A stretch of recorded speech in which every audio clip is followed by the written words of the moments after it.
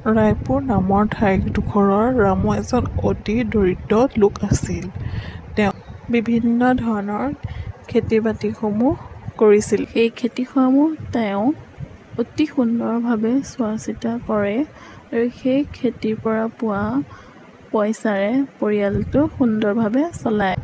খেতিৰ পৰা ৰামু ঘৰত ধুমা-ধুমকৈ যায় আৰু জীয়েকক কয়, মাজনী, স্কুললৈ ব'লা, দেৰি হৈছে নহয়।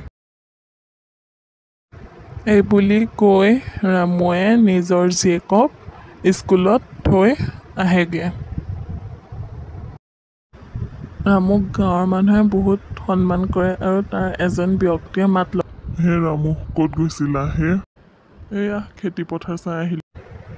হঠাতে হোৱা এজাক বানে ৰামুৰ সকলো খেতি-মাটি শেষ কৰি দিয়ে যদিও ৰামু হেৰাই নাযায়, পুনৰ খেতি আৰম্ভ কৰে।